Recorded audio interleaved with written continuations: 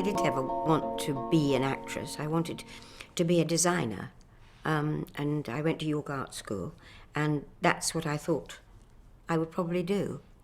And then very early in the 50s, I was taken to Stratford, where I saw a production of King Lear with Michael Redgrave, and the set was completely open. It was a great, like a great dish on the stage, and in the middle was a rock which turned and was a throne or a cave or whatever. And I hadn't had no experience of that. I'd only ever seen a Pross Arch theatre, that the curtain goes up, you see the set, the curtain comes down for the interval, the set slightly changes or completely changes, the curtain goes up again. That's what my reference was. And now, in retrospect, of course, I think it was probably overnight I thought, I'm not going to be able to be the kind of designer I'd like to be. I don't have that imagination. But it may have taken a bit longer than that. But anyway, one of my brothers, older than me, Geoffrey, only ever wanted to be an actor, only ever talked about the theatre, and so I caught it from him. In about my third term, I think, we had to do a mime, and we'd been warned about it. And I had completely forgotten. They said, you'll be called upon to do this mime at some point, and I'd completely forgotten about it. And one morning we all went in, and they said, OK, Judi, could we see your mime, please? And it came as a complete surprise to me. And I did something so minimalist that I was given unbelievably high marks for it. Minimalist, because I thought it out as I went along. And it was walking into a garden. I can remember it so clearly, walking into I walked in and I did nothing, did I? I just stood there thinking, what the hell do I do next? So I smelt a bit of the air and I touched a bit of stuff. It was the only time I'd ever been minimalist for years and years and years, which of course people tell you to be, less is more, but you don't quite believe it. But after that was Walter Hudd, who was an actor and who was head of drama there. And after that I suddenly thought, oh, maybe there's something in this acting art, maybe I'll enjoy. And then I was cast as Ophelia at the Vic when I came out of drama school. And as my passion was Shakespeare, is, there I was, installed at the Vic. It's the most difficult thing of all to do, no question about it. You read the play altogether on a Tuesday, you set it by a Wednesday, you've learnt it on Thursday, you go into the studio at the weekend, and you have to play comedy then to a live audience who laugh or don't laugh. And that's it. And they edited it. It's terribly difficult. And we used to be introduced each Sunday evening. We used to have to say to everybody, and now here's Mr. Geoffrey Palmer, wah! And he'd walk in, and I would stand there waiting to go on. I said, how, every single time I did it, I don't know how many episodes we made of it, I said, how on earth have I got myself into this position? Because it's very, very frightening, because it's not kind of one thing or another. You know, you're playing to a live audience, and you haven't had any previews at all, got to rely totally on your comic timing. I was told very early on that I would never make a film. I was seen by a director for a very famous film, and he said, well, jolly nice to meet you. He said, I don't think you'll ever make films. Your face doesn't really add up. But as my passion, and is still, theatre, although I was rather hurt by it, it wasn't a great blow. If somebody had said to me, you won't play another part in the theatre, that would have been a blow. But for filming, I just thought, well, and I'd only done very, very few films.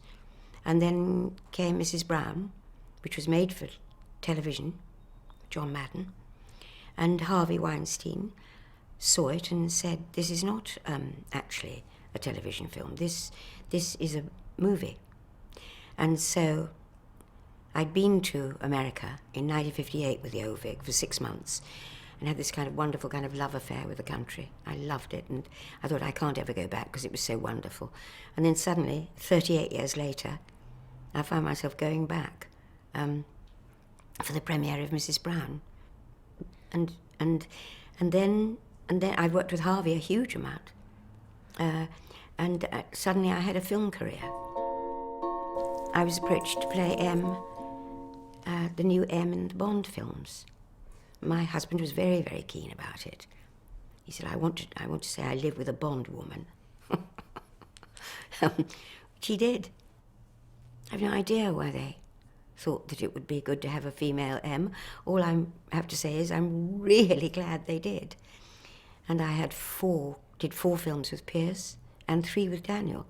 And I've had a ball. I'm very cool between 10 and about 18. I really go down well in that area. And I always think, well, if they come and see me in a Bond film, they might come and see me in the theatre too. And it seems that my career is to do with really catching people to come to the theatre. But when I went to America with Mrs. Brown, after that huge break, 38 years, I was asked, apart from M and Mrs. Brown, what else have you done?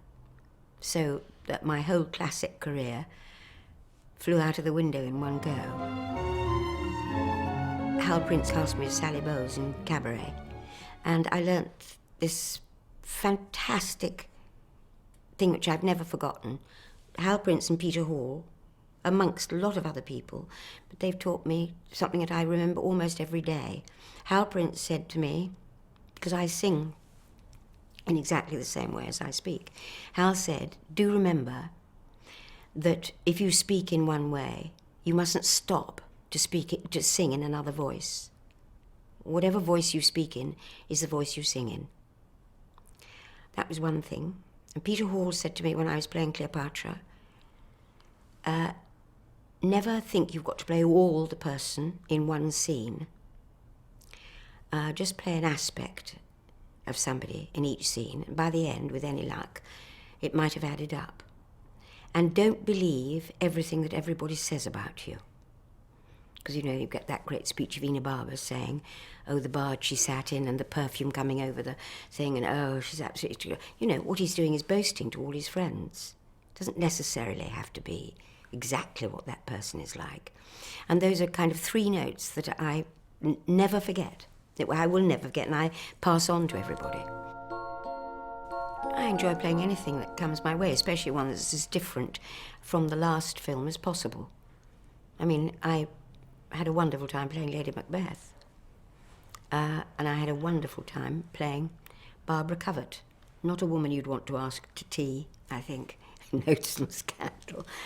We had a it's hard, a hard, very hard part. I loved every minute of it.